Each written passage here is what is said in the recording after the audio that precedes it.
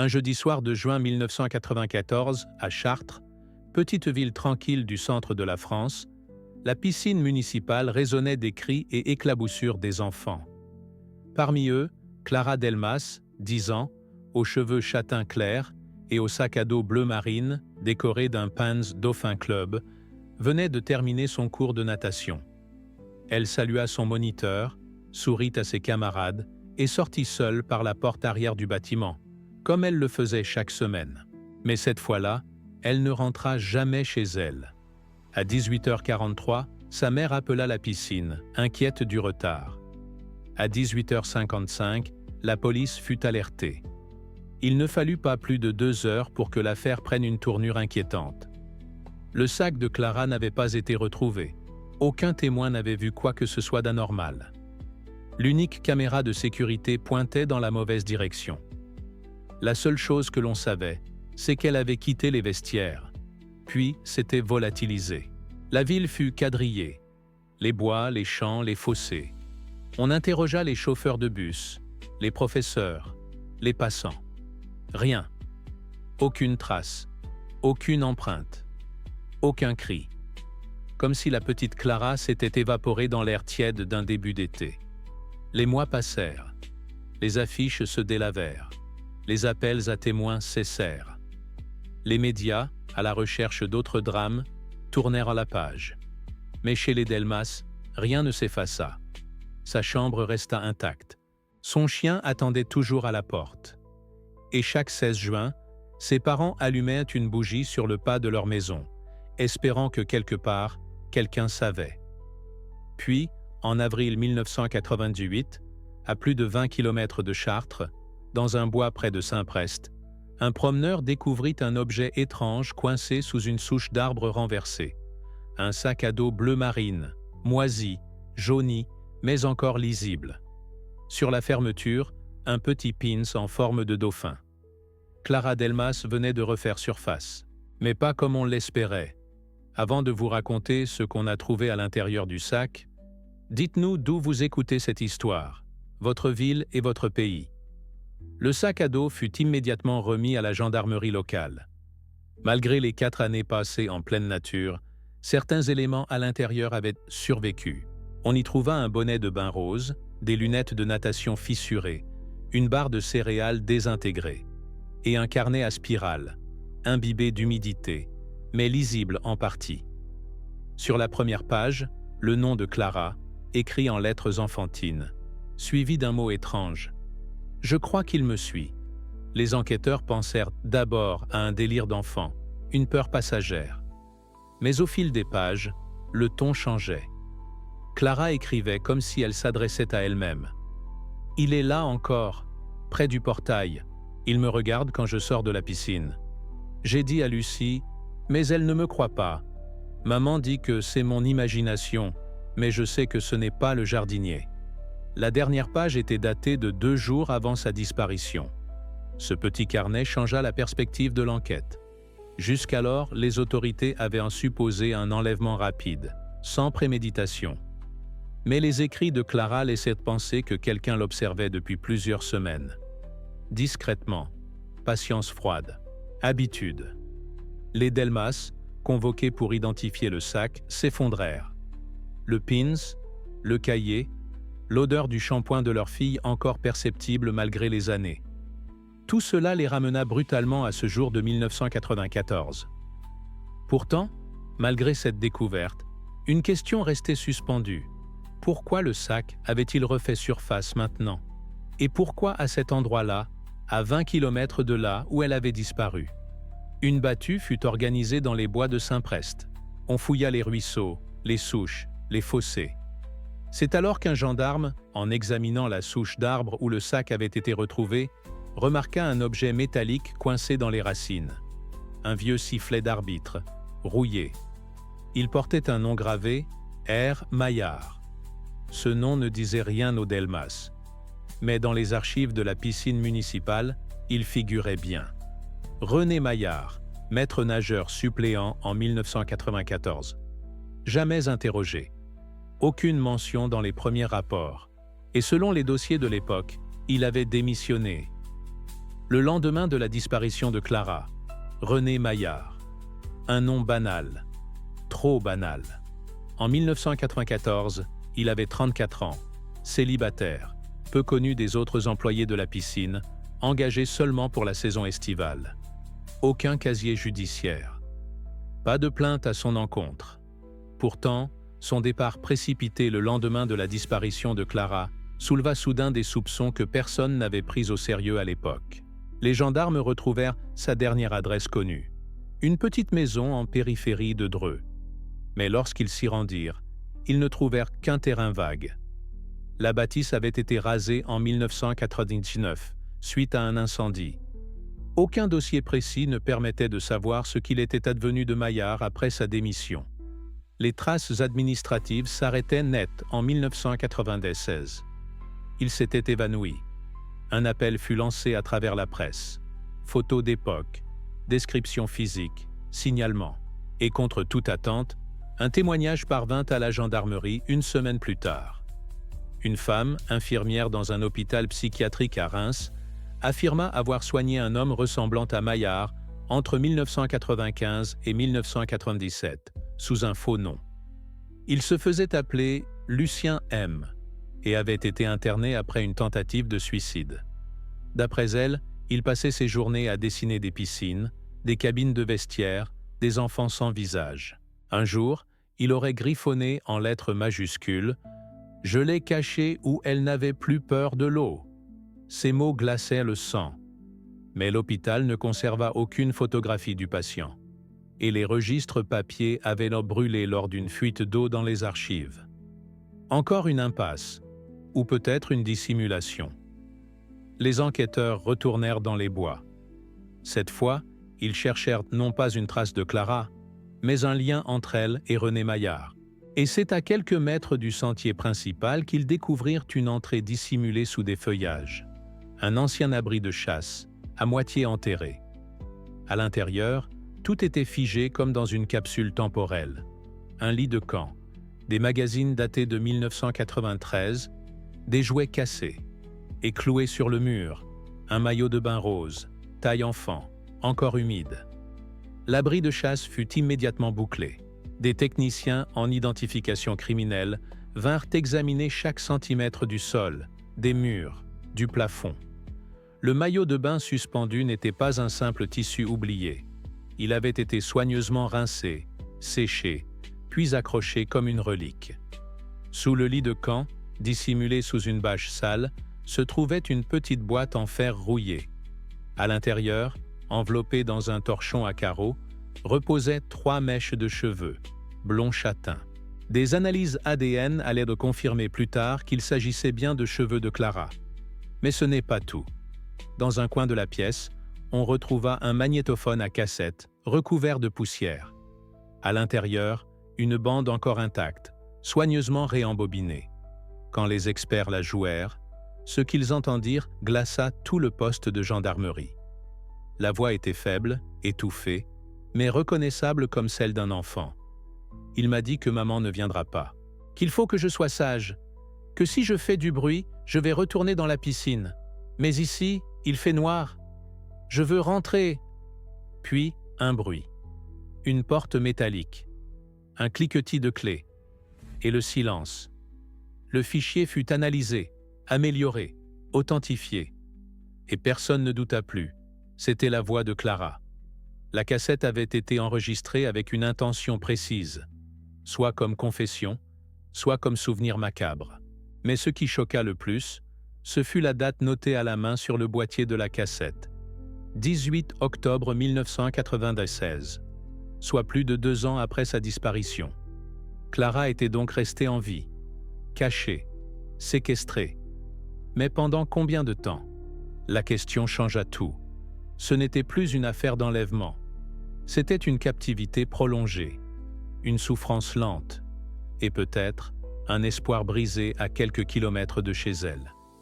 Les enquêteurs élargirent les fouilles autour de l'abri. Ils retrouvèrent un vieux journal enterré dans une boîte plastique, des pages arrachées, griffonnées de dessins d'enfants, une balançoire, un chien, une maison. Et sur l'une d'elles, un mot. Je t'attends encore. Les fouilles se poursuivirent autour de l'abri pendant plusieurs jours. Chaque branche soulevée, chaque tronc renversé, chaque centimètre de terre retourné. On cherchait un corps, ou une sortie, ou une trace de survie. Les chiens renifleurs, spécialisés dans la détection de restes humains, commencèrent à s'agiter près d'une vieille citerne rouillée, à quelques mètres derrière l'abri. En dévissant l'ouverture scellée, une odeur fétide s'en échappa. En descendant prudemment à l'intérieur avec une échelle métallique, les gendarmes découvrirent ce qu'ils redoutaient. Au fond, sur une dalle de béton fissurée, se trouvait un squelette d'enfant, en position fétale, recouvert d'un drap. Les analyses médico-légales confirmèrent rapidement ce que les enquêteurs et les parents de Clara savaient déjà au fond d'eux. Il s'agissait bien de la fillette disparue en 1994. Mais le rapport d'autopsie, bien que discret, apporta une information bouleversante. La mort remontait à l'automne 1997. Clara aurait donc survécu plus de 3 ans après sa disparition, probablement enfermée dans cet abri, entre 4 murs de bois et de terre, à quelques minutes de la civilisation. 3 ans à espérer. 3 ans à attendre que quelqu'un la retrouve. Lorsque ses parents apprirent la nouvelle, ils restèrent tous sans voix. Pas de cris, pas de larmes. Juste un silence lourd, irréparable. Ils avaient en cru à une fin rapide. Mais cette révélation transforma leur douleur en un gouffre d'impuissance. « On était si près d'elle », murmura la mère de Clara. « Et elle nous attendait. » L'enquête sur René Maillard, elle, n'avança pas. Aucune trace, aucun témoin. Son nom semblait avoir disparu de tous les registres. Les hôpitaux, les auberges, les banques, rien. Il avait soit changé d'identité, soit reçu de l'aide. Soit, il n'était plus en vie. Mais un dernier indice allait relancer toute l'affaire. Dans une enveloppe sans timbre déposée anonymement à la mairie de Chartres 1 semaine après la découverte du corps, se trouvait une photo floue, en noir et blanc, prise manifestement d'un appareil ancien. On y voyait une silhouette masculine assise sur un banc, de dos, et devant lui, un bouquet de fleurs, posé à même le sol. Au verso, ces mots griffonnés à la main. « Je suis revenu là où elle m'attendait. Mais maintenant, c'est moi qui attends. » La photographie, aussi énigmatique que glaçante, fit l'effet d'un coup de tonnerre dans l'équipe d'enquêteurs. Le banc représenté sur l'image fut rapidement identifié. Il se trouvait dans un parc à Chartres, à seulement 2 rues de l'école primaire que fréquentait Clara en 1994. Un lieu banal, mais chargé de souvenirs, c'était là où sa mère l'attendait certains soirs, lorsqu'elle sortait des cours de natation. Le banc fut mis sous surveillance discrète. Caméras, agents en civil, drones, tout fut mis en place dans l'espoir que l'homme photographié y revienne. Pendant plusieurs jours, rien. Puis, un matin brumeux de novembre, à l'aube, une silhouette apparut. Même manteau usé, même posture, même solitude. Les agents intervinrent immédiatement. Mais l'homme n'opposa aucune résistance. Il s'appelait Gérard Lemoine, 61 ans, sans domicile fixe, vivant de petits travaux dans la région depuis plusieurs années. Placé en garde à vue, il admit avoir connu Clara Delmas. Il disait l'avoir vue dans la forêt, dans la cabane, mais prétendait n'avoir jamais participé à son enlèvement. Ce qu'il racontait était confus. Il parlait d'un ami, d'un frère de douleur, rencontré dans un centre psychiatrique en 1995. Il ne se souvenait pas du nom, mais décrivait un homme qui parlait aux enfants sans bouger les lèvres et qui détestait les piscines. Lorsque les enquêteurs lui montrèrent une photo de René Maillard, Lemoine hocha lentement la tête. Lui, c'est lui. Il avait dit que la petite ne devait jamais revoir l'eau. Mais Gérard Lemoine ne pouvait fournir aucune adresse, aucune preuve. Il n'avait pas vu Maillard depuis au moins 10 ans. Et plus étrange encore, il affirma que c'était Maillard lui-même qui lui avait confié la photo et demandé de la poster à la mairie. Il voulait qu'on sache, pas tout, mais assez. Cette déclaration troubla les enquêteurs. Pourquoi maintenant? Pourquoi laisser des traces après tant d'années? Était-ce une culpabilité tardive? Un jeu? ou une dernière manœuvre pour détourner l'attention d'un autre lieu, d'un autre crime. Car dans les carnets retrouvés près du corps de Clara, une dernière page venait d'être déchiffrée grâce à des techniques de restauration chimique. Elle contenait un dessin simple, une cabane, un chien, et au fond, un puits. Sous le dessin, une phrase à peine lisible. Il a dit qu'il en avait caché d'autres. La phrase retrouvée sur la dernière page du carnet de Clara changea la nature même de l'enquête. Il en avait caché d'autres. Ce n'était plus seulement une affaire de disparition isolée. C'était peut-être la première pièce visible d'un puzzle bien plus vaste, un prédateur silencieux, méthodique, qui aurait frappé plusieurs fois sans jamais éveiller les soupçons. Les enquêteurs revinrent aux archives, cette fois avec un autre regard. Ils ciblèrent toutes les disparitions non résolues d'enfants dans la région entre 1985 et 1995. Ce qu'ils découvrirent était troublant. 3 cas présentaient d'étranges similitudes. En 1987, à Châteaudun, une fillette de 9 ans nommée Maëlys s'était volatilisée en sortant d'un cours de dessin, situé à 2 rues d'un centre aquatique. Aucune trace, aucun suspect. En 1990, à Tours, un garçon de 8 ans avait disparu lors d'une sortie scolaire, dans une piscine municipale. Et en 1992, à Vendôme, une adolescente de 13 ans n'était jamais rentrée chez elle après un entraînement de natation. Chaque fois, les lieux étaient différents, les profils des victimes variaient, mais un détail revenait. Tous les enfants avaient été vus pour la dernière fois près d'un complexe aquatique. Et à chaque fois, un certain R. Maillard apparaissait dans les registres. Moniteur remplaçant, bénévole, technicien d'entretien. L'affaire prenait une dimension nationale. Un groupe spécial fut formé pour retracer chaque mouvement de Maillard depuis les années 1980. Mais ces traces s'évaporaient comme toujours. Faux noms, locations éphémères, emploi temporaire. C'était comme s'il s'était entraîné toute sa vie à rester invisible. Mais un signalement allait bientôt tout relancer. À Saint-Malo, un retraité affirma avoir vu récemment un homme vivant dans une vieille caravane abandonnée, non loin des dunes.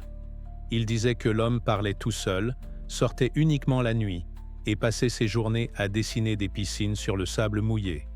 Lorsqu'il lui avait parlé, il avait dit une seule phrase. « Je l'ai laissé dormir.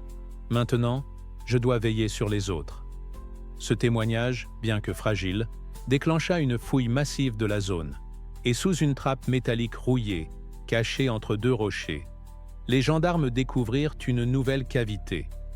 Dedans, un matelas, des boîtes de conserve, et contre le mur, un tableau de liège couvert de photos d'enfants. Certains étaient identifiés, d'autres non. Et au centre, cloué avec un morceau de corde, une mèche de cheveux attachée par un ruban rose. La cavité découverte à Saint-Malo confirmait les pires craintes des enquêteurs. Il ne s'agissait pas d'un acte isolé, ni même de 2 ou 3 victimes. Le tableau de liège, les rubans, les photos, tout indiquait une obsession soigneusement entretenue pendant des années. Certaines images étaient très récentes, d'autres jaunies, cornées, visiblement découpées dans des brochures scolaires ou des journaux locaux. Au centre, plusieurs visages étaient reliés par des fils rouges, traçant des liens invisibles entre des enfants disparus dans des départements différents, parfois à des années d'intervalle. Et à chaque fois, un symbole réapparaissait. Une vague stylisée, dessinée au stylo, souvent près des prénoms. Les enquêteurs firent tout le lien. Ce symbole appartenait autrefois à une petite association de natation itinérante, le Club Bleu Horizon, aujourd'hui dissous. Un programme d'activités sportives pour enfants organisé dans les communes rurales. René Maillard y avait été animateur entre 1986 et 1992. C'était la faille qu'il cherchait. En remontant les anciens bulletins d'inscription et les villes traversées par le club, une carte se dessina. Et au cœur de ce schéma, la forêt de Brocéliande. Légendaire, dense, un lieu idéal pour se cacher, ou pour créer un sanctuaire invisible à ceux qui ne voulaient pas être retrouvés. La gendarmerie nationale y déploya un escadron complet. L'exploration fut difficile. Terrain instable, cavité naturelle, étang isolé. Mais au bout de 3 jours, Un agent repéra une trappe dissimulée sous un vieux tapis de feuilles, encastré dans le sol. Elle donnait sur un escalier en pierre, étroit, humide, qui descendait vers un tunnel aux murs renforcés de bois. À l'intérieur, le silence. Puis une lumière, faible, tremblotante. Et au bout du couloir, une porte fermée. Derrière, une pièce exiguë, tapissée de journaux, de dessins et de citations religieuses déformées. Assis sur un vieux tabouret, un homme au visage amaigri, les cheveux longs, la barbe hirsute. Il leva lentement les yeux et sourit. « Vous m'avez enfin retrouvé » murmura-t-il. C'était René Maillard. René Maillard ne résista pas à son arrestation. Il ne posa aucune question, ne réclama ni avocat ni médecin. Lorsqu'il fut transféré au centre de détention de Rennes, il s'installa dans sa cellule comme s'il rentrait chez lui. Pendant les premières heures, il resta muet, fixant le mur, sourire figé, comme s'il attendait quelque chose. Mais lors de l'interrogatoire du lendemain, face à 2 officiers chevronnés et un psychologue pénal, il parla. Pas d'aveu direct, pas de remords. Il parlait par métaphore, par parabole, comme un prêcheur usé, ivre de ses propres délires. Je leur ai offert la paix. Ils avaient peur. De l'eau, du monde, du bruit. Alors je les ai emmenés dans un endroit où le silence est doux, où personne ne les juge. Les enquêteurs tentèrent de le confronter à des faits, à des noms. Il répondait par des poèmes. Parfois, il écrivait sur les murs de sa cellule des séries de chiffres, de dates, de croix. Les psychiatres le déclarèrent lucide, mais profondément narcissique, enfermé dans un système de croyances qu'il avait bâti sur mesure, pierre après pierre, disparition après disparition.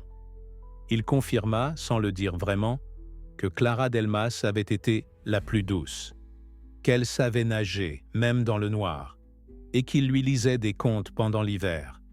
Il prétendait qu'elle n'avait jamais crié, mais à chaque question directe sur l'enfermement, les conditions, la mort, il se murait dans un silence froid, mécanique. Plus dérangeant encore, il affirma ne pas être seul. « Je ne suis qu'un serviteur. Il y a d'autres voies, celles qui me guident, celles qui cherchent encore. » La gendarmerie craignait une secte, un réseau. Mais aucune preuve ne vint étayer cette piste. Pourtant, dans les semaines suivantes, plusieurs lettres furent envoyées à des commissariats de province contenant de simples morceaux de ruban rose et le dessin d'une piscine. Toujours sans expéditeur. L'enquête n'était pas close. Elle ne le serait peut-être jamais. Mais au moins, les parents de Clara purent l'enterrer avec son carnet, son maillot et une photo d'elle riant dans les vagues. Elle était revenue. Pas vivante, mais complète. Le jour des obsèques de Clara Delmas, la ville de Chartres s'arrêta. La cloche de l'église Saint-Aignan sonna 9 fois, une pour chaque année d'absence. L'air était lourd, la foule silencieuse. Parents, anciens camarades, professeurs, voisins, tous étaient venus. Certains n'avaient jamais connu Clara, mais elle avait la portée dans leur cœur, année après année, comme un nom qu'on refuse d'oublier. La petite urne blanche fut posée dans le caveau familial, entre 2 bouquets de fleurs des champs. Sa mère y déposa son vieux bonnet de bain rose, retrouvé dans le sac à dos. Son père, lui, glissa un coquillage qu'elle avait ramassé sur la côte basque lors de leurs dernières vacances ensemble. Et avant que la pierre ne soit scellée, les 2 allumèrent une bougie, que le vent n'arriva pas à souffler. Le procès de René Maillard n'eut jamais lieu. 3 semaines après son arrestation, il fut retrouvé inanimé dans sa cellule. Il avait utilisé les élastiques de ses chaussettes pour se pendre à une grille de ventilation. Aucun mot, aucune explication. Juste une inscription gravée sur le mur avec une cuillère. « L'eau m'a repris ce que j'avais volé ». Certains crièrent à la lâcheté, d'autres au soulagement. Mais pour les Delmas, ce fut une fin sans réponse. Le silence d'un homme qui n'a jamais voulu qu'on comprenne, mais seulement qu'on se souvienne de sa présence et de sa terreur. L'affaire Clara Delmas reste un dossier à part dans les archives judiciaires françaises. Elle a entraîné la réouverture de plusieurs dossiers classés, la création de nouvelles procédures de surveillance dans les établissements scolaires et une vigilance accrue autour des activités encadrées pour mineurs. Mais dans la mémoire collective, ce n'est pas le nom de Maillard que l'on retient. C'est celui de Clara, son rire, son carnet, sa dernière page, et cette phrase, simple, laissée pour qu'on ne l'oublie pas, « Je t'attends encore ».